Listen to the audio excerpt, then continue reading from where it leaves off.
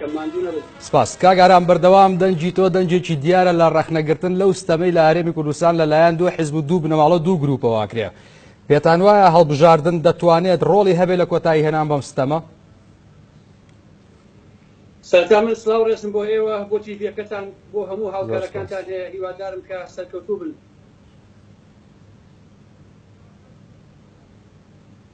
نازانم دەنگاتەوە لای من. هیوادارم هاوڕێیانم بتوانن چارەسەریکەم بەڵێ کاگارە مەمە جۆمە لە دەنجی جەنابتە بفەرموو. بەڵێ سپاس بۆ ئێوە و هەر لە ڕێگەی تیڤەکەی ئێوە و لە ڕێگەی شاشە جوانەکەتانەوە سڵاو و حرمەتم هەیە بۆ تێگەڕای گەلی کوردستان و بۆ هەموو قوربانیەکانی خەڵکی کورد و بۆ ئەو مێژووی کە دەیان ساڵە زەحمەتی بۆ گەشتە دوایی بەداخەوە ئەوەی کە ئێستا بەرهەم هاتووە ئەوەیە. ڕاستیەکەی ئەگەر بگەڕێنەوە بۆ پێش هاتنی گۆڕان لە عیلاقە بە پرسیارەکەی ئێوە و بەرلەوەی کە بچووتەوەی گۆڕان و کاگنۆشتوان سەفا بێنە بوون یەکێتی و پارتی خۆیان هەمەکارە بوون لە کۆمەلگای ئێمەیە. خۆیان ئەیان کڕی، خۆیان ئەیان دووری، خۆیان ئەیان پۆشی. ئەم سەرتا ئەو سەری ئەم وڵاتێک کە ئەیبینی هەر هەمویان تاوان کرد و هەمویان کرد بە موڵکی خۆیان و هەمویان کرد بە ناوی خۆیانەوە. لە بەرزاییەکانەوە بۆ هەموو زەویە تەختاییەکان لە کۆمپانیاکان هەموو ئەمانە بۆ موڵکی ئەوان. خۆیان و بنەماڵە و کەسوکاریان شاهانە ئەژیان خەڵکیش بێکار بێنان بێوەزع بێژیان. ئەوان هەمویان پاڵیاندا بۆ پێیان وابووکە هەتایە ئەمانە ئاوا بەردەوامە بن ئەم مێژوە دێژا کێشێ. بەڵام ئەو چەند ساڵی ئۆپۆزیسیۆن و هاتنی بزوتەوەی گۆڕان ئەو ماوە کورتەی کە چووە ناو دەسەڵاتەوە تا بتوانێت سیستەمی چەتەگەری ئەم وڵاتێک کە هەیە کە ئەتوانم بڵێم عەقلی شێو بەرهەمی هێنابوو بیگۆڕێ لە چوە بیگۆڕێ. ئەلبەتە لە ڕێگەی سنووکی دەنگدان و لە ڕێگەی هەڵبژاردنەکانەوە بوو کە یەکێتی و پارتی بەم حاڵەی ئێستا گەیشتوون کە ئێستا ئەیبینی. من لێرەوە بە هەموو خەڵکی کوردستان دەڵێم ئەگەر خەڵکی کوردستان لە ژیاتی 25 کورسی 50 کورسیان بدایە بە بزوتەوەی گۆڕان و 50 کورسیان پێڕا ببینایە دڵنیا بن ئێستا پارتی وێشێتی ئێستا نەمابوون وەک حکومڕان وەکو دەسەڵاتدار. چونکە هەموو دنیا ئازانە مەسەلەی هەڵبژاردن ڕێژەیە. تۆکە کورسیەکەت لە هی ئەوان کەمتر بێ ئەبێتە زۆرینە و کەمینە. داخەکەم خەڵکی نەهاتە پای ئەوە لەو قۆناغانەیە هاتەوە هەمی بە پارتیوێتی مابوو نەهاتە ئەوەی کە زۆرینە دەنگ بن بە بژوتەوەی گۆڕان و خودی ئارا و تەفەکوورەکەی لەو شوام سەفا تا بتوانێت ئەو کۆمەلگایە ئاڵۆگۆڕی بنەڕەتی تیابکە و ئەو دەسەڵاتی کە هەیە بخاتە ئەو لاوە. کەواتە ئەبێت لە خۆمان بپرسین چێ پارتیوێشێتی وا لێ کرد؟ چێ مەسعودی نادەوە بلۆ بازان؟ چێ وشیا زێبانی لە بەغا بۆ دەدەبێت کە دوێنێ ڕایگەێنێ ئەڵێ گۆڕان کێشەی زۆر گەورە گۆڕی بۆ ئێمە دروست کردووە. ئەوەی کە ئێسێشێتی ئەوە حاڵەکەیەتی چی ئەمانی هەمی وا لێ کردووە؟ بە تەسەووری من هەموو ئەمانە لە ڕێگەی سنووقی دەنگدان لە ڕێگەی هەڵبژاردن و لە ڕێگەی هاتنی بزوتەوەی گۆڕان وەکو بزوتەوەیەکی دیاری کرا و جدی و ڕادیکاڵ بۆ گۆڕینی ئەو کۆمەلگایە. هەتا توانم بڵێم ئەگەر لە 25 ساڵی ڕابردووە خودی پارتی وێشێتی بەگوێی ئێمەمەنەن بکردایە ڕەنگە ئێستا هەلومەچێکی لەو کۆمەلگا هەبوایە. بەڵام بەداخەوە ئەوان ئەویان نەکرد وەکو چۆن خوانیشتیان ئاوایان کرد بۆی ئەم نەتیجەی کە ئێستا هەیە ئەوەی بەرهەمێناوە. بفەرموو. بەڵێ کاک ئارام ئەگەرچی وەڵامی بەشێک لەم پرسیارە داوە کە دەمەوێت ڕاستەتی بکەین بەڵام دەمانێت زیاتر لەسەری بوەستین. بەردەوام تۆ بە دەنجێکی ڕەخنەگر و توند ناسراوی بەرامبەر پارتە سیاسیەکانی کوردستان هۆکاری چییە پشتیوانی لە بزوتنەوەی گۆڕانەکەی؟ پێ دوایە گۆڕان خاڵی جیاوازی تەنها و خاڵانەی باست کرد یا خاڵی جیاوازی گۆڕان لەگەڵ ئەو دوو هێزە سیاسیە چیە کە 27 ساڵە ئەم میلەتە بەدەستیانەوە جیرۆدەیە؟ بە تەسەووری من دوو دنیای تەواو جیاواز و پێچەوانەی یەکترە. ئەگەر ئێمە سیرکەین هاتنی بزوتەوەی گۆڕان وەکو بزوتەوەیشی دیاری کراون بزوتەوەیشی تازە بوو. پشتیوانی من لە هەڵبژاردنەکانە بەدەندا وەکو کەسێکی ڕەخنەگر چونکە من کەسێکی ڕەخنەگرم بەڕاستی جایتر گۆڕان بیکە ئەم لایەنە بیکە و خودی بزوتەوەی گۆڕانیشکە لەسەر ئەساسی ڕەخنە دروست بووە. بۆیە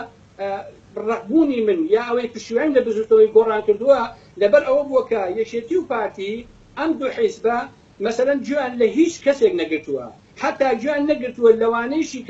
کە لەگەڵ خۆیانانی لەوانەی کە ڕەخنە بە گوڵ ئەگرن لە ئێمەمانان کە ڕەخنەی تند و جدیمان هەبووە. لەبەرەوە ئەمانە گوێ لە هیچ کەسێک ناگرن هەموو ڕەخنەیەکیش کە لەیان ئەگری وەکو دوژمنایەتی سەیری ڕەخناکەن. فێری ئەوە نەبوون کە ڕەخنەگرتن هەموو حرەکەتێ یا هەموو کۆمەلگایە یا هەموو دەقێکی ئەدەبی و هونەریش بە ڕەخنە تۆ توانی جوانیکەی بەهێزیکەی یا بۆ نووسەرەکەی یا بۆ سیاسیەکە یا بۆ حیزبەکە یا بۆ دەوڵەتەکە. تۆ سێریکە تۆ ببینە لە ناوچەی سێمانیە شڕویاوە ببینە پارتی و بنەماڵی بازانی چۆن بە زەبری چەک بە زەبری ڕفاندن بە زەبری کوشتن بە زەبری تەعدا لە هەولێر و بادینانە چ فەزایشیان بۆ خەڵکە قوڵقاندووە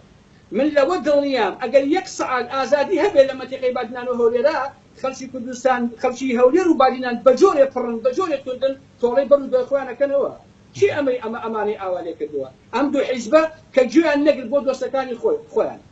عزیزان ئەو قسانەی کە ئێستا بە نمونە بێنمەوە سەران یەکێتی دژی یەکتر ئەیکەن و ڕەخەر لە یەکتر ئەگرن ئێمە 20 ساڵ ئەو قسانە بەخۆیان ئەڵێن بەڵام ئەوان گوێیان لە کەسە نەگرتووە بۆیە تۆ مەجبوری لە بەرامبەر ئەم ڕەقیە لە بەرامبەر ئەم بەردەیە لە بەرامبەر ئەمەی کە بەڕاستی ئەمانە بەردن مەجبوری تۆی لە بەرامبەر ئەوە ڕەقبی و بەتوندی قسە و باشیان لەسەرکەی و بەتوندی لیان بدەیت بۆیە ئەم ڕۆژەی فراهەم کردووە کە ئێستا هەزاران هەزار ئینسانی جددی و ڕەخنەگر هەیە دژ بۆ دەسەڵاتە. بەڵێ کاگەرام هەڵبەت ئاگاداری دروشمەکانی هەڵبژاردننی چاودێری دروشمەکانی هەڵبژاردننی هەموو لایەنە سیاسیەکانەکەی لایەنێک لەو دوولانەی کە باسەکەی دەڵێ دەستکەوتی زیاتر بۆ کوردستان ئەم دروشمە لەکوێدایە کوردستان لە سایی دەسەڵاتیێوانە چ دەستکەوتێکی هەبووە کە ئێستا چاوەڕێکە خەڵک دەنجی پێ بە دەستکەوتی زیاترمان بۆ بێنێت ڕاستیەکەی هەندێک شت هەیە ئەبێتە مەهزەلە لە حەقیقەتە یعنی کە تۆ جۆلیەکری هەندە خۆت و هەست بە شەرمەزاریەکەی آخر تۆ دەسەڵاتی نزیکەی سێ دەهەیە لە کوردستانە بۆ خۆی حاکمە سێ دەهەیە خۆی دەسەڵاتدارە سێ دەهەیە خۆی پێشتر بوجە چۆتە بەردەسی لە ساحەبەی وەرگتووە نەوتی فرۆشتووە گومرکەکان ئەمە یعنی تۆ هەموو شتێ خۆت بووی سەرۆکی هەرێم تا سەرۆکی حکوومەت تا سەرۆکی پەرلەمان تا چوزانم سەرلەبەری ئەمە خۆت بووی زەحمە نەبێ بۆ سی ساڵەت و ئەمە نەکردووە چیە دەستی گرتووی ئەمانە نەکەی تازە بیرتەکەوێتەوە کە نا عەزیزی من ئەوە نوعێکە لە گاڵتەکردن لەگەڵ حرمەتمە بە شعوری ئێمە بە شعوری خەڵکی کوردستان بە تەسەووری من ئەوان من زۆر جابیرەکەمەوە ئەڵێن باشە یەکێتی و پارتی کە بانگەشتەکەن ئەڵێن چی مەسەرن چی بە خەڵکی کوردستان ئەڵێن ئێمە ئەمانێت چیتان بۆ بکەین ئەتانێت چی بەرهەم بێنین بۆیە من ئەوانە ئەو شیعاراتانە بەڕاستی بە گاڵتەکردن ئەزانم و حتا ئەتوانم بڵێم نوعێکە لە بێڕێزی نوعێکە لە بێحورمەتی بە شعوری خەڵکی کوردستان تۆ یەکێتی و پارتی بیت و بیت ئەو قسانە ڕوو بە خەڵکی کوردستان فڕێ بدەیت لە کاتێکە تۆ خۆت بوونی خۆت بەرهەمی بوونی خۆت بۆ بە بەڵا بەسەر خەڵکی کوردستانەوە خەڵکی کوردستان نزیک بە 30 ساڵە باجی ئێوە ئەدا ئێوە کوشتان بڕیتان تاڵانتان کرد ئەوەی هێو نییە بە جۆی ناشرینتان کردووە ئەبێ پێویستیمان بە 100 نەوشیان سەفا ببێ هەتا بتوانین ئەم بارەکەوتووی کە ئێوە دەرێکە ڕاستی پێێنەوە بۆ کۆمەلگای کوردی ڕاست ئەمانە مێژووی ئێمەیان شەرمەزار کردووە ئەمانە ئێمەیان لە ئاسی ناوچەی دنیا کردووە بە پەن بەڕاست لەبەرەوە ناکرێ خەڵکی کوردستان جێلۆ شیعاراتان و لەو قسە و باسانە بگرێت زۆر باشە بەکارهێنانی پیرۆزیەکانی ئەم نەتەوەیە پیرۆزیەکانی ئەم نیشتیمانە کاگارام بۆ بانگەشەی سیاسی و بانگەشەی حیزبی بە دیاریکراوی چۆن دەبێنن با بە ڕەوانتر یا ڕوونتر پرسیارەکە ڕاستی جەنابەت بکەین یەکە بەخۆی دەڵێ حیزبی شەهیدان یەکە بەخۆی دەڵێ من نەبوومە کوردستان کۆتاییە هادەم قەوارێ دەکەوتوانە ئایا پێشمەرگەی کوردستان شەهیدی کوردستان شەهیدی پێشمەرگە و خاک و خەڵکن یاهی حیزب و هی گروپی بنەماڵەوەی نازانم چین جارێ ئەگەر مەسەلە پیرۆزی بێ خاک لە هەموو شتێ پیرۆزترە هەموو نەتەوەگەلانی ئەم دنیای ئامانە سەر بستێ خاشی خۆیان دوێن دەخوشت بەڵام ئێمە ئەوەی کە خۆی بە سەرۆکی هەرێمەزانی لە 18 شوێنە لەشکری تورکیای مۆڵاوە لە باشووری کوردستان منتیقەی بادینان و هەولێر تورکیزەیە کرێ بڕۆ بزانە کە داژی کراویان داژی نەکراوە من پێم وایە ئەوانە نیشتیمانیان ئاوالێ کردووە پیرۆزی نیشتیمان بەدەستی ئەمانە ئاوای لێکراوە تۆ کە وەختێ نیشتیمانەکە تەسلیمی داژیرکرد کردووە وەختێ سامانەکەی ئەبەی ئەیدی بە داژیرکردیان خۆت ئەی خۆی وەختێکە دەیان هەزار ئینسانی ئێمە بە بێژایی مێژوو شەهید کراوە لە پێناوی ئەم خاکەیە بەڵام کەسوکاری شەهیدان نان نێبیخۆن کەسوکاری شەهیدان سێ مانجارێ موچەیشان ئەدرێتێ بە هەزاران پێشمەرگەمان لە شەهید داعشا شەهید کراوە پێشمەرگە لە هەڵەبجەوە ئەڕۆی ئەیود من ویفانەکەم پارێتیان نییە کە ئەڕۆم ژن و مناڵەکەی ئەگریان کە مناڵەکەی شیری نەبوو ئەوانە چۆنیان لە ڕوویە باسی قودسیەت و باسی پیرۆزیەکان و ئەرم بابەتانەکەین هەموو پیرۆزیەکانی نیشتیمانی ئێمە ئەوەی کە مقدسات ئێمە هەمانە بەدەستی پارتی وێچێتیوە زەلیل کراوە بەدەستی ئەمانەوە بێچارە کراوە بەڕاستی هەر کەسێ لەم دنیاە ڕووی بێ باسی مقدساتی نیشتیمان مقدساتی گەلەکەمان کە نابێ ئەو دوو حیزبە باسی بکەن بەڕاستی ئەوانە ئەسڵەن بۆیان نییە مافی ئەویان نییە باسی قودسیەت و پیرۆزیەکانی گەلی ئێمە و باسی قوربانیەکانی گەلی ئێمە بکەین لەسەر مەسەلەی پێشمەرگەش حەزەکەم دوای بە 2 دقیقە لەسەر قسەی خۆم بکەم. بەڵێ پێشمەرگە ئاسایش و پۆلیس. بەڵێ دواتر هەڵبەت لەسەر ئەوە لە کۆتاییدا دەتوانیت پەیامێکیان ئاراستە بکەی. بەڵام کاگاران پرسیارێکی دیکە لە قسەکانی خۆتە ئاماژەت بە حەجمی بزوتنەوەی گۆڕانیە ئەو دەنگانە کرد کە دراوە بەم بزوتنەوەی لە ڕابردووە بەراورد بەو حەجمێک کە بزوتنەوەکە هەیبووە توانیوێتی ئەدایەکی باشی هەبێت لە دیدی ڕەخنەگرێکی وەکو جەنابتەوە؟ من پێم وایە بە هەر ڕەخنەیەوە کە لێمان هەیە بەپێ ئەو هەلومەرجەی کە هەبووە لە کوردستانی باشوورە تەدەخولی دەوڵەتەکان و ئەوەی یەکێتی پارتی کردیان و ئەو گەلە کۆمەشی کە ئەوانە کردویانە من پێم وایە کە بزوتەوەی گۆڕان بە باشی هێناوە. بۆیە ئەڵم لەسەرەوە باسی ئەوم کرد لەسەر مەسەلەی ڕێژە ئەگەر خەڵکی کوردستان لەو سەردەمانە بە نمونە لە ساڵ 50 گۆڕان دەنگی بهێنایە ئێستا ئێمە کۆمەڵگەشی کەماندین بە 25 کورسیەوە بزوتەوەی گۆڕان توانیوێتی ئەمەی کە ئێستا هەیە ببینن یەکێتی ببینە پارتی ببینە حاڵەکەیان ببینە مەسەلە حتا مەسەلە بەزوو جۆرەکان ڕەخنەی فراوان کردو لە دەسەڵاتە جورئەت و شەهامەتی بەخشی بە کۆمەڵگای ئێمە ئەم حرەکەتە. بۆیە بە تەسەووری من کە من خۆم کەسێکی ڕەخنەگرم و دەیان ڕەخنەی گەورە گەورەم لەم بزوتەوەی گرتووە بەڵام دیسان ئەم بزوتنەوەیە لە بەرامبەر ئەم دەسەڵاتەیە چۆشی دانەدا کاتێ ئۆپۆزیسیۆن بوو بە هەمان نەفەسکارەکانی خۆی کرد شووە دەسەڵاتەوە بۆ ئەوەی لێەوە ئەو سیستەمە بگۆڕێ هەموو هەوڵی خۆیە ئەوە بوو کەبینیمان چی لەم بزوتەوەی نەکرا. سەرۆکی پەرلەمانەکان دێگەڵە کرد بەم دیوە وەزیرەکانیان کرد بەم دیوە هەرچی هەوڵ و تەقەلایەیان ئەم بزوتەوەیە وەکو خۆی مایەوە. من پێم وایە جوانی و فەلسەفەی بزوتەوەی گۆڕان ئەوە نییە کەسێکی تایە پوش دەرەچێ ئەوە نییە کەسێکی تایە خائین دەرەچێ ئەوە نییە کەسێکی تایە درۆزن دەرەچێت و قەولەکانی درۆکە لەگەڵ هەموو ئاوات و ئامانجەکانی گۆڕان و کاگنۆشیان سەفایا بەڵکو بەمانای کەلیمە ئەوەیە کە ئەم بزوتنەوەیە سانتیمەترێ سازشی نەکرد لەسەر ئەو پایانەی کە لەسەری دروست بووە بۆ ئاڵوگۆڕ لە کۆمەلگای ئێمەیە بزوتنەوەیەکە لەسەر ئەم هەموو تەنگژەیە ئەم هەموو کێشەیە ئەم هەموو ململانەیە ئەم هەموو پەلامارە بدرێ بەڵام پێداگر بێ لەسەر ئاوات و ئامانجەکانی خۆی ئەکرێ خەڵکی کوردستان پشتی پێ ببەسێ بە هەموو پیانە و بە هەمومانەیە. ئەمە جوانی و ئەمە هێزی بزوتنەوەی گۆڕان. تا ئێستا بزوتنەوەیە بەدیلی هەیە بۆ ئەو ئامانجانەی کە بەڕێزت باست کرد کاگارام ینی هێزێگەیە لە کوردستان بەدیلی ئەم بزوتنەوەی بتوانێت لەم بزوتنەوەی باشتر داکۆچی لەو ئامانجانە بکە؟ ئەگەر یارمەتیم بدەیت من لێرەوە ئەمەوێ بابەتێک بوورژێنم بۆ هەموو خەڵکی کوردستان. بفەرموو. من لە مانگی 12 بزانە من وەکو بەشەرێک یا وەکو ناوی چی ئەنەی بینێ سز و دەرکم بەوە کردووە کە دوای ئەوەی بزوتەوەی گۆڕان لەلایەن ئەمانەوە تێک نەشکێنرا و نەتوانرا سازشی پێ بکەن و تەسلیمیان نەبوو بزانە چیان کرد. لە مانگی 2016 من وتارێکم بڵاو کردوتەوە لەژێر ناونیشانی ئەجنداکانی پارتی بۆ هەڵبژاردنەکانی ئایندە لە دەبەر سلێمانی. ئەو کاتە خەڵک گاڵتەی بەم بابەتەی منە هات لەم وتارەیە باسم لەوە کردووە کە بەشێک لە یەکێتی شەریکن لەگەڵ پارتیە و ئەوانە بیریان لەوە کردوتەوە کە بۆ بەنمونە کە وەختێک بزوتەوەی گەڕان ئۆپۆزیسیۆن بووە وەک خۆی هێناوێتی ئەمان نەیانتوانیوە تەسلیمی کەن بە خۆیان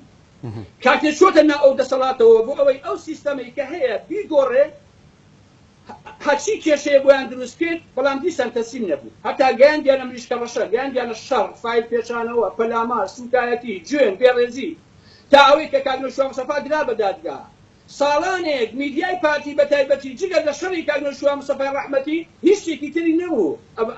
ئەم پارتە. بۆیە لەو کاتە باسی ئەوم کردووە کە ئەم بزوتنەوەیە تەسلیم نابێ بە ئیرادەی پارتی نەشێتی کەواتە ئەمانە ئەیانەوێت لە دەبەری سلێمانی چەندین لیستی تر ڕابگەێنن بۆ ئەوەی بتوانن با بڵێن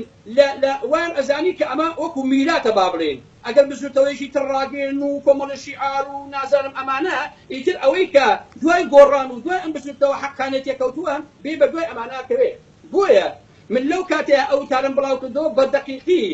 لەسەر ئەوە مەسەرەن ئەو خاڵم باس کرد کە لە دەڤەری سلێمانیە پارتی و بەشێ لە یەکێتی نیازیان هەیە چەند لیستێک دروستکەن. لەو بابەتەیە باسی لیستی بەرهەم ساڵحم کردووە باسی لیستی NRTم کردووە باسی هەموو ئەمانم کردووە کە لەو کۆمەلگای ئێمە ڕۆدا بەڵام ئەمانە هیچ شێن ناتوان ببن بە بەدیل چونکە ئەمانە خۆیان لەگەڵ ڕێزمە بۆ هەموو گوێگران کە هەموو حەقەتەکان ئەزانن سەدان بلیۆن دۆلاری ئەم میلەتیان دزیوە لە شوێی دنیا هەیە من بێم 100 ملیۆنی ئەم نیشیمانە بزم سەرۆکی حکوومەت بم سەرۆک دەسەڵاتە بم جێگری سعین بم نازانم چەندین مێدیام هەبێ هەموو ئەمانە بەرم لە دوایە بڵم خەڵکینە وەرن دوام کەون ئەوە من وازم هێناوە لیستێکی ترم هەیە بەو پارەی کە لێ خۆتانم دزیوە وەرن دوام کەون و ئەمە چاکسازی کرد باوەڕتان نەبێ عەزیزان ئەمە ڕێک بێڕێزیە بە خەڵکی کوردستان بۆیە لێرەوە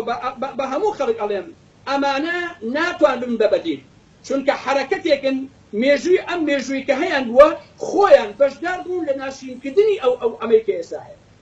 بۆیە کەسانێکە لە ناشرینکردنی ئەم مێژووە بەشدار بوون کە تاوانیان کردووە کە لە خوتو خۆڕایی بوون بە خاوەنی زۆرترین پارە کە لە ماوەی 24 ساعتا تیڤی ئەکەنەوە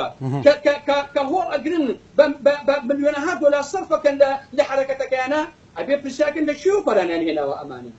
چۆن دەکێتەوە 20 ساڵ بتزی دوای بڵێ وەڵا کاکە من ئەمەوێ ئێوە چاکەم بۆیە من پێم وایە کە هیچ کەسێک بەدیلی بژوتەوەی گۆڕان نییە و ناتوان بەدیل بن و هیچیشیان پێ ناکرێ و هەتا 50 ساڵی تریش هەر حرەکەتێ دروست بێ ناتوانێت ئەو قۆناغە مێژووی بژوتەوەی گۆڕان تێپەڕێنێ بۆ ئابووکۆر لە کۆمەلگای ئێمە واتە هاوڕای لەگەڵ ئەو زاراوە سیاسی کە ئێستا لە شەقام بەکارێنرا پێیان دەوترێت شاگردی سیاسی کاگارام ئەگەر جەبیسمان بیواتە هاوڕای لەگەڵ ئەو زاراوەی بەرامبەریان بەکارێنرێ لە شەقام و لەلایەن هاوڵاتیانەوە کە پێیان دەوترێت شاگردی سیاسی بەڕاستی ئەوانە شاگردی سیاسی بە هەموو پیانە بە هەمومانەیە ئەوانە شاگردی سیاسی و ئەوانە دروستکراون و ئەوانە حیزبی قولابین و ئەوانە تەنها لە دەڤەری سێمانی دروستکراون بۆ لێدان لە بژوتەوەی گۆڕان و بۆ کاڵکردنەوەی ئارا و تەفەکوری خودی کاگوێشوان سەفا چونکە وەکو پێم وتن بنەماڵەی بازانی بنەماڵەیەکن ئەیانەوێ جگەل لە خۆیان لە مێژووی خۆیانە هیچ کەسێکی تر نەبێ بابە ئەوانە کاریان کرد بۆ کاڵبوونەوەی مێژووی قازی محەمەی ڕەحمەتی بۆ کاڵکردنەوەی مێژووی قاسملوو بۆ کاڵکردنەوەی مێژووی برای محەممەد بۆ کاڵکردنەوەی مێژووی مام جەلال بۆ حتا کە وەختێک ئۆجەلان ئەژیرێ دەیان ڕاپۆر دێن بە تورکیا بۆی کە دەسێدارە بدرێت ئەمانە لە مێژووی ئێمە لە 8 پارچێکی کوردستانە یەک ڕابرپەیا بوو بێ میسیۆن ناوچێ ئێستا کێ ماوە نەوشوام سەفا ماوە کە لە دوای خۆی حرەکەتێکی بەجێهێشتووە ئەمانە ئەیانەوێ لە سلێمانیان نەیهێڵن زیاتر حتا مەسەلەکە تەنها بژوتەوەی گۆڕان نییە مەسەلەکە لێدانە لە خودی تەفەکر و جیهانبینی نەوشوام سەفا وەکو ڕابەرێکی سیاسی شەرشناس لە 56 ساڵی ڕابردووە ئەوان ئەیانەوێ ئەمە نەهێڵن بەڕاستی بۆیە ئەرچی خەڵکی کوردستان ئەوەیە کە لەم حرەکەتە بە خاوەن دەرکەوێت و پشتیوانی لێ بکە و بیپارێزێ و نەهێڵێ ئەو ئاوەت و ئامانجانەی کە نەوشوام سەفا خۆی قوربانی بۆدا و لە ئاخرەکانی ساڵانی تەمەنیا هەوڵیدا و دروستی کرد نەهێڵن هەروە بە ئاسانی بڕوا و نەهێڵن کە هێزەکانی تر بیبن و لە دوایە دەرخواردی ئەو دەسەڵاتی بدەنەوە کە نزیک بە 30 ساڵە کۆمەلگای ئێمەی داغان و وێران کردووە. بەڵێ کاگارام ئەگەرچی پرسیار زۆر دێت کە لە پیجی کێنێسی پیجەکانی دیکەوە کۆمەڵێکی زۆر پرسیاریان ڕەوانە کردووە کۆمەڵی خەڵک تێبینی و بۆچوونی خۆیانیانەیە بەڵام یەکێک لەو پرسیارانەی کە بە دەقیقی دەکرێت و بەنامە ژاتووە بۆمان دەوترێت ئایا کاگارام ئەحمەد لەسەر هەموو شتێک هەر بە ڕەش دەبینێ یاخود نەخێرەوە کۆمەلگەی کوردیە کە هێندەی خاڵی ڕەژە ئەوە دەسەڵاتی کوردیە نەک کۆمەلگەکەی هێندە ڕەشە ئەوەی کاگارام دەڵێ حەقیقەتەکەیەتی نەک ئینێکی دیاریکراوە ئەمانجێکی دیاریکراوە ئەزانی پرسیارێکی منطقیە ڕاستیەکەی من حەزەکەم لێرەوە بە هەموو خەڵک بڵێم کێشەی من لەگەڵ 200-300 دەموچاوایە بەڵام یەک عەقڵە یعنی ئەمە ئاوا نەبێ بڵێ ئەمە و ئەوە یعنی ڕەنگەکان بۆ نمونە بژوتەوەی گۆڕان بۆ کە ڕەونەکەشی بە من پشتیوانیم کردووە وەکو ئینسانێ خۆ من گۆڕانیش نەبووم وەکو مەسائیلی ڕێکخراو بوون بەڵام بە هەموو توانای خۆ پشتیوانیم کردووە لەبەرەوەی کە جوانێکی تیا بووە بەڵام کە وەختێ من دائەنیشتم بۆ نمونە دژی پارتی و سەرانی پارتی دژی بنەماڵەی بازانی و چێوچێ دژی سەرانی کردێک قساکەم خەڵکە لە کاکی تۆی چێ بەدڵا عەزیزەکەم هەمویان لێکەچن بەڕاستی من تێناکەم بەڕاست چ جیاوازیەکەیە لە بینی کاکە بەرهەم ساڵح لە بینی ئەوەی NRT کاکە گیان لە بینی فاسل میرانی کاکە لە بینی مەلا بەختیار لە بینی چ جیاوازیان چیە کاکە بۆیە ئەمانە هەمووی یەک دەموچاون یەک عەقڵن یەک جیهان بینین یەک بوو بۆچوون کەواتە من ڕەخنم لە یەک عەقڵیەت هەیە کە عەقڵیەتی ئەم دەسەڵاتەیە ناکرێتەوە گوێ لە قارەمانی حەفەی شوبات دوی ئەمڕۆ بێ بڵێ وەڵام من ئەمە ئەوکەم و ئارام ئەحمەدەوە ڕەخنم لێ مەرگە لەبەرەوەی ئەمە لەبەر ئەوە بە پێشەوانی ئەو تەفسیرەوە کە ئەو بەڕێزانە ئەیکەن من جوانی ئەبینم ناشینیش ئەبینم ئەوەی کە جوانی بێ ئەڵێم ئەمە جوانە جێگەی دەستخۆشیە حتى يشيتي بك بارتي بك فلان فيسال بك من جريدة خوشية بلام كوقتك نايكن منش مجبور مكلا بلان براسي أما ناشرين بەڵێ کاگەرام ڕاتچیە لەبارەی خۆت باست لە جیاوازی و لە هاوبەشی فکری یاخود هاوفکری 200-300 دەموچاو کرد بەڵام دەمانێت بە دیاریکرای ئەمە بپرسین لە هەرێمی کوردستان باش ئاگاداری کە دێتە ڕاگەیاندنەوە دوو حیزبی دەسەڵاتدار هەر یەکەیان نتیجە هێچیەکیان قەومیەکیان دیموکراسی ئەوەی هەیە و دژی یەکترن بەڵام کە دێتە سەر نەوت و ئیتفاقاتی ژێربەژێر و پڕکردنەوەی پۆست و ئەوانە خاڵی جیاوازیان دەمێنێت ئەم دوو هێزە هیچ جیاوازن چاوەکەم جارێ ئێمە ئەگەر بێت و خوێندنەوەیشی دروست و واقعیمان هەبێ بۆ مەسەلەی نەتەوە هێشتا ئێمە لە کوردستان نەتەوەمان دروست نەکردووە با تۆزێ واقعی بین و تۆزێ خوێنەوارانە لەسەر مۆزوعەکان بچین باشترین تەرسیب باشترین خوێندنەوە کە هەبێ بۆ ناسیۆنالیزم بۆ نەتەوە کتێبەکانی ستالینە بچین بیخوێندنەوە هێشتا ئێمە وەکو گەلی کورد نەمانتوانیوە ببین بە خاوەنی چەمشی نەتەوە بوون ئەو کوردایەتی درۆزنانەی کە پارتی وێشێتی دەیان ساڵە ئەوانە ئیدعای ئەکەن و بەداخەوە دەیان هەزار لە ڕۆڵەکانی ئێمە لە ڕیزەکانی ئەوانە شەهید بوو ئەمەی بەرەمێنەوە کەلیسەی بینی ئەم دوو هێرکە بۆ گەلەی بەرەمێنەوە لە حقیقەتە لەبەرەوە ئەمە ئەوانە باس لەسەر نەتەوە نەکەن جارێ ئێشتا دروست نەبووە بڵێ ئەمە نەتەوە و چی و ئەم بابەتانە بەڕاستی ئەمە نادروستە و نەخوێنەوارانەیە و زۆریش ناواقعیە من پێم وایە یەکێتی و پارتی ئەوەی دوو هەنیان ڕاستە ئەوەی یەکەمیان تەنها درۆینەیە یا هەڵخەڵەتانی خەڵکە بۆ ژێمی دووهەم ئەوان هەر ئەوەن کە بە یەکەوە لەم وڵاتە هاتوون دابەشیکەن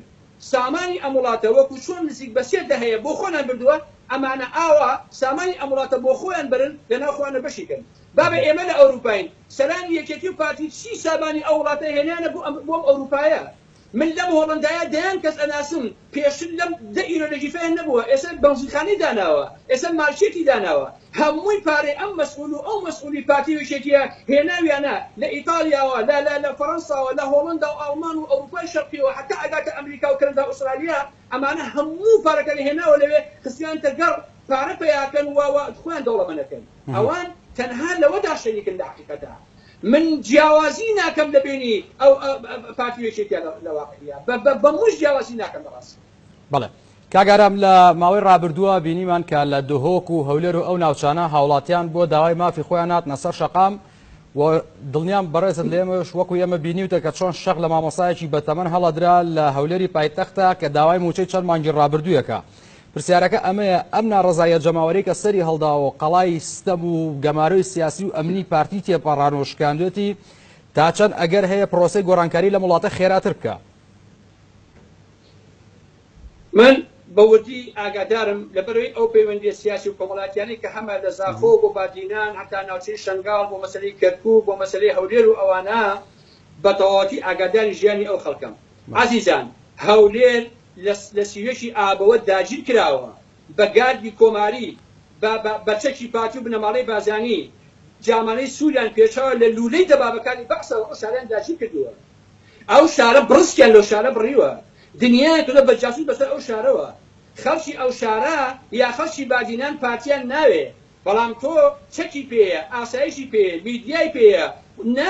نانی خەڵکی لە هەولێر و بادنانە بە بارنتە گیراوە ئەڵێ ئەگەر تۆ لەگەڵم نەبی نابێ نان خۆی من موچەت نادەمێ کابرا لە دایرەیەکە ئیشەکە مافی خۆیەتی کە تۆ ئیشەکرد موچەی خۆ وەربگری بەڵام ئەو ئەڵێ ئەگەر لەگەڵم نەبی تۆ نابێ موچەت دەکەوێت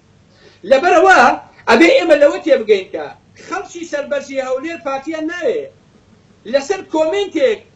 کە برادر ئەناسم کۆمنتی بۆ من نووسیوە تەلەفۆنی کاگەرم بەساقە من بیستەوە کۆمنتەکەم لەبەرەوەی تووشی کێشەمەکەن یعنی ئاوایە ئەوەی لە هەولێر و بادینان ڕوئەدا بەعس بە بەعسێتی خۆی دەرهەق بە خەڵکی هەولێر و بادینان ئاوا نەبووە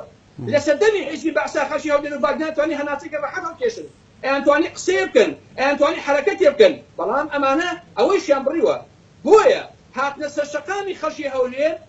بۆ کەسێکی تون بوو بەلوکی پارتی و بنەماڵەی بازانیە کە ئەمانیان ناوێ ئەم دەسەڵاتیان ناوێ ئێوە بە زەبری چەک بە زەبری فڕاندن بە زەبری پاراستن عەزیزی من حرمەتم بۆ هەموو جێگران هەیە زیندانی ئەگرن لەسەر یەک قسە لە زیندانە پیسایی دەرخوار دەدەن تەعدای بردنی شەرەف و ئابڕووی خەڵکەکەن برادر هەیە لە ناو هەولێران نایە لە قسەکە ئەڵێ نەوەکو بێن تەعدام لێ بکەن کاکە خۆمە ئەمە هەروە هەوانتە نییە کۆمەڵێ خەڵکی بەڵتەچیان بەراوەتە ئەو شارە بەشەر نارە قسێ بکە بۆیە ناڕەزایەتیەکانی خەڵک دژی پارتی چ لە هەولێر چ لە باجینان ئەتوانم بڵێم نەئێبوو ڕوو بە پارتی و بنەماڵەی بازانی وە پێیشم وایە ڕۆژگارێ دادێ کە ئەوەندەی نەماوە خەڵکی ئەم شارەی ناتوان ئەمە قبوڵ بکەن بۆیە ئەم گەلەی ئێمە یا ئەم نیشتیمانەی ئێمە ئەبێ بەدەستی ئەمانەوە ڕزگاری بێت من بۆ خۆم لەوە ناومید بووم ئەمانە خۆیان چاکەن یا عقل بکەنەوە ئەو کەن لەسەری خۆیان بڵێن ئیتر ئێمە ئاڵوگۆڕە بەسەر خۆمان ناهێنین یا ئەوەی بردوومانە ئەیژێڕینەوە ئەینەوە بە خەڵکی کوردستان بۆیە من پێم وایەکە بەڵێ خەڵکی هەولێر خەڵکی باجینان ئەتوانن ببنە هەوێنی ئاڵوگۆڕ بەنمونە هەر بە دەنگدان نابێت خەڵکی هەولێر و باجینان و کوردستانێکی دیپارتی بترسن بەڕاستی نابێت دوام بترسن ئەبێ من بڕواتانە بێت دەیان کەس پەیوەندی پێوەکانە کاگاران داوای لێبوردنەکەی من لۆگۆکەم کردووە بە ڕسمی فڵان و فیسار و ئەلەم بابەتانە لە بەرەوەی هەڕەشەم لێکرد هەمووشی دەنگێدا بە گۆڕان ئێوەیش دەنگدان بە بچوتەوەی گۆڕان لەم قۆناغەیە بنمونە یا لە پەرلەمانە کە پەرلەمانی هەولێر لە چەند مانگی ئایندا ئەکرێ پێم وایە ئەتوانێت ئەوان سکوت پێ بکە بەبێ ئەوەی کە تۆ هەتا بیتە سەر شەقامیش ئەگەر ئیکا بەس بە دەنگدانەکە ئەتوانن کۆمەڵە شتێ ئاڵوگۆڕی بەسەرا بێن و دەست و قۆڵی ئەمانە بەسن و بیان خەنە زەبەڵدانی مێژووە بۆ ئەوە بەڵێ کاگارام بۆ خۆتەزانی کوردستان دەرگیری دەیان قەیرانە لە سایەی ئەو کە پێی دەوترا ئابووری سەربەخۆ پێی دەوترا کوردستان دەخەنە سەر نەخشەی وزەی جیهان و ئەوانە بەڵام لە ماوەی ڕابردووە دوو جار سەرۆکی حکوومەتی هەرێمی کوردستان بە زەقی دەرکەوتووە تەنیا دوو قسە لە مێشکی خەڵکا ماوە یەکێکیان بە خۆپشاندەر و مامۆسای بێموچەیە وڵاتە دەڵێت چەقۆکێش ئەوی دیکەیان بە ڕەخنەگری دەوت دەڵێت ئەو کەسانی ڕەخنیان لێگرن دەڵێت ئیرهابی فکری ئەمە ڕۆحەتی بەرپرسیارەتی ئەمە کاری بەرپرسە چاکەم ئەگەر ئەبێ خەڵکی کوردستان لەو حقایقە تێبگا ئێمە لە نزیک 27 لە دوای ڕاپەڕینەوە ئێمە حکوومەتمان نەبووە کاکی ئەمە کە ناوی حکوومەتە ئەمە درۆیە یعنی تۆ ئەدەوێت چاوەڕوانی چی لە بازرگانێکی وەکو نێشی لە بانبازانی بکەی بابە ئەو نەوتفرۆشە خۆ ئەو نازانێت دەوڵەتداری حکوومەتوە لەم بابەتانە چییە هەر لەبەر ئەوەیە کە مەسەلەن ئەوەی کە لە خۆیانە هەیە بە خەڵکی ئەڵێن خۆیان چەقۆکێشن خەڵک داوای نانەکە ئەڵێ وەڵا کاکیان ئەوانە چەقۆکێشن باسن مەسەلەن ئیرهابی فکریەکە بارێکی لە بانبازانی بێ لە تەلەڤیزیۆنەکەەوە دراسەیەک کا بزانە ئیرهابی فکری چییە لە ساڵی 92 و ڕاپەڕینەوە ئەوانە خەریکی ئیرهابی فکری و خەریکی ئیرهابی جەسەی لە ناوبردنی جەسەی بەشەرەکانن لە تیرۆری نەزیر عومەر و لە تیرۆری ڕەوف ئاکرەیەوە هەتا ئەگاتە سەرۆری مام محەممەد هەتا ئەگاتە سەدەر عوسمان ئەوانە ئیرهابیان کاری ئیرهابیان کردووە هیچ کەسێ نەبووە لە ماوەی ئەم 30 ساڵەیە لە باجینانە هەولێر سەر دەربێنێ ئەمانە قەتۆ ئامی نەکەن لەبەر ئەوەیە ئەوان ئەیانەوێت دەسەرچۆرەکەی خوان بەسەر خەڵکا بەسەڕێن بۆیە ئەوەی کە ئیرهابی فکریەکە کە نێشین نازانەمانەکەیشیە و ئەوەی کە تیرۆری کەسایەتیەکە و ئەوەی کە بەرامبەرەکەی ئەسڕێتەوە بەرامبەرە نەیارەکەی بە تەسەوری من پارتیە و خودی نیشتیمان بازانی خۆیەتی کە ئەوە حاڵەکەی ئەیبینین نەک ئەوەی با سیستێمانی یا دەفەرێکی ترکە کە ئەمانە ئیرهابی فکریەکە بەڵێ کاگارام ویست باس لە ڕۆڵی پێشمەرگە و هێزە ئەمنیەکان بکەیت و حەزت کرد قسەیەکی لەسەر بکەیت من پرسیار ناکەم لەبارەی پێشمەرگە و هێزە ئەمنیەکانە بفەرموو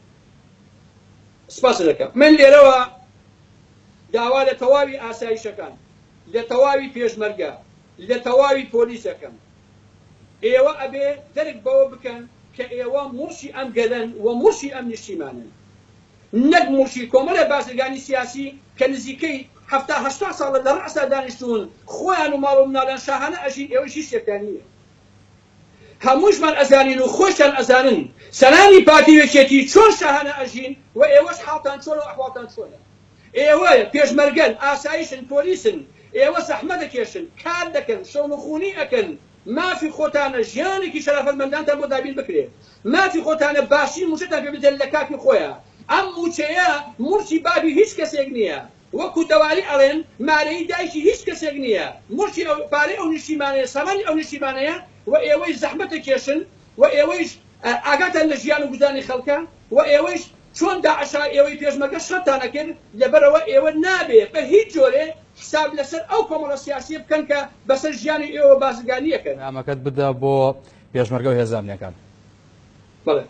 من لێرەوە سپاس بۆ ئێوە لێرەوە داواکارم لە هەموو خەڵکی کوردستان لە هەڵەبجە و بۆ شارە زۆر هەتا ئاگاتە گەرمیان هەتا ئاگاتە ڕانی کانگای شەهیدانی ناڕەزایەتیەکان، هەتا ئاگاتە قەڵازەی سەرباز، هەتا شاری سلێمانی، لەوێ بۆ کۆیە دەچینە کەرکووک، لەوێ بۆ هەولێر و بۆ بادینان، ئەو کەرکووکەی کە بە درێژایی مێژوو تاڵاوی بەحس و پارتێکێکی چەشتووە، هەتا ئاگاتە دهۆک و زاخۆ. لێرەوە داوایان لێکم کە خۆتان بۆ مێژووا بچنەوە و خۆتان بڕیار بدەن، دەنجی خۆتان بن بە بچوتەوەی گۆڕان، بە هیچ جۆرێک بیر لەوە مەکەنەوە دەنگ بدەنە پارتی وێشێتی. و لێرەیشەوە داوا لە هەموو هێزەکانی ئاسایش، هێزەکانی پێشمەرگە و هێزەکانی پۆلیس دەکەم، ئێوە مرشی گەلن، ئێوە مرشی ئەمنی نیشتیمانەی ئێمەن، نەک مرشی کۆمەڵێ بازرگانی سیاسی. ئێوە هەمووتان ئەو ڕاستیانە ئەزانن کە ئێشێتی و پارتی و خێزانەکانیان چۆن ژیاون و چۆن ئەژین و حاڵیان چۆنە، و خۆشتان ئەزانن کە حاڵی پێشمەرگە، حاڵی ئاسایش و حاڵی پۆلیسی چۆنە. عەزیزان، ئێوە زەحمەتە کێشن، ئێوە کار دەکەن، پیشەتان پێشمەرگەیە، پیشەتان ئاسایشە، پیشەتان پۆلیسە، موچەی خۆتان، ژیانی شەرافەتمانەی خۆتان مرشی خۆتانە، مرشی هیچ کەسێک نییە، هیچ کەسێک خێر بە ئێوە ناکا. ئەسڵەن ئەوە ئێوەن کە ئەبێ ئەوان لێتان بترسن، نەک ئێوە حساب بۆ ئەوان کەن و لەوان بترسن. ئەو هەڕەشانەی کە ئەیکەن لە ئێوە، ئەوەی کە پێیان وایە ئێوە تەنها پارێزەری ئەوانن و سامان و پارەکانی ئەوانە پارێزن، ئەبێ ئێوە بە پێشەوانەوە بیسەلمێنن کە ئێوە گەلی کوڕی ئەم وڵاتن، ژنوپیاوی ئەم وڵاتن، و بۆ ئەم نیشتیمانەتی یەکۆشن و خۆتان ناواقعەکەن. ئەو پێشمەرگەیی کە لە کۆیە ماڵەکەیان بەسەر ئەڕووخان کرێی خانۆکەی نەبوو، ئەبێ بیری نەچێتەوە، ئەبێ تەواوی پێشمەرگەکان لەسەر ئەوانە ڕابۆستن و حساب بکەن، و نابێ بترسن لە سەرانی پارتی وێشێتی هەڕەشە و بڕەشەیەکەن و ئەبێ وا بکەن و ئەمە بکەن، هەمووی درۆیە بەڕاستی، هیچیان پێ ناکرێ ئەسڵەن ئەبێ ئەوان لە ئێوە بترسن، نەک ئێوە لەوان بترسن. لەبەرەوە داواتان لێ یەکەم، دەنگ بدەنە بزوتەوەی گۆڕان و دوورکەونەوە لەو تەسەوور و لەو دیدە مافیایی کە نزیک بە سێتە هەیە لە کۆمەلگای ئێمە حاکمە، و کۆتان نەکاتەوە وەکو ئەوەی کە ئەم عالەمە کۆینەی ئەوان بێ، ئەوانش ئاغا بن وەرن و ئەبێ ئەمەمان بۆ بکەن و ئەبێ دەنگمان بنێ و ئێمە پارەتانێنێ وەکو خێر بەم عالەمە بکەن. بەڕاستی ئەمە عەیبە. تۆ چەکی لە شانایە، تۆ نیشتیمانێک ئەپارێزی، تۆ ئابڕووی گەلێک ئەپارێزی، نیشتیمانێک لە دەستی تۆیە، تۆ نابێت لە کۆمەڵێ بازرگان کە 24 ساعتە سەرخۆشن تۆ لە نەبترسی. لەبەرەوە داواتان لێ یەکەم کە دەنگی خۆتان بن بە بچوتەوەی گۆڕان و بە هیچ جۆرێ حساب لەسەر ئەوانە مەکەن و لیان مەترسن. و من دڵنیام کە گەلی کورسەرەکەوێ ڕۆژگارێک دایەت ئەمانە کۆتاییان پێدێ، ئەم ئەقڵە بۆ حکومڕانی، ئەم تەسەورە مافیاییە، ئەم کۆکردنەوەی سامانە، ئەم هەوڵدان بۆ ترۆری سیاسی و کوشتنە، هەمووی کۆتایی پێد و کۆمەلگای ئێمەش ئەچێتە ریزی کۆمەلگاکانی دنیاوە و بە ئاوتۆ ئاماژەکانی خۆیەکە بە هیمەتی ئێوەی خەڵکی کوردستان و بە پشتیوانی خۆی گەورە سەرکەوتن بەدەست ئەمانەیە، بەسەر ئەمانەیە حتمیە. ئیتر من قسەیەکم نەماشۆ. ئێمە زۆر حەزمان دەکرد کە هەڵبەت چەند تەوەرێککە بێنینە بەرگفتوگۆ، بەڵام کاتەکەمان هەر ئەوەندە ڕێگەمان پێدا. بەڕێزکا گارام ئەحمەد نووسەر و ڕەخنەگەر هەر لێرەوە هەتا هۆڵەندا کۆڵێک ڕێز و سپاس و سڵاوی ئێمە قوبڵ بفەرموو. سپاس کە لەگەڵ ئێمە بووی.